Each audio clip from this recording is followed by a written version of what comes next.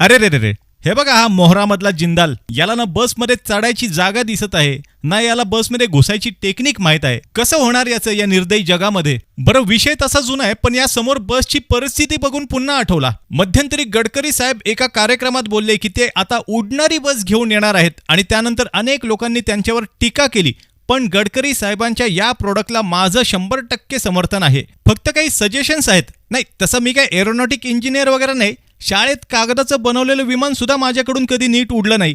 तरी पण बघा पटतंय का? आत्ताच्या रोडवर चालणाऱ्या ज्या बसेस आहेत म्हणजे टायरवाल्या, त्यामध्ये शेवटच्या पायरीवर 4 लोक उभे असतात. एवढी ती बस खचाखच क्षमतेपेक्षा जास्त भरलेली असते. साहेबांना विनंती आहे की ज्या उडणाऱ्या बस तुम्ही आणणार आहात त्याला किमान 2 पायऱ्या तरी तुम्ही एक्स्ट्रा बसवाव्यात, म्हणजे निदान शेवटच्या पायरीवरच्या लोकांना थोडं आरामात उभं राहता येईल. आत्ताच्या बसेसमध्ये जर प्रवाशाला चुकून बसायला जागा मिळाली तर त्याला नेपाळचा पंतप्रधान असल्याची फिलिंग येते आणि जे उभे राहिलेत त्यांना गुरखा असल्याची.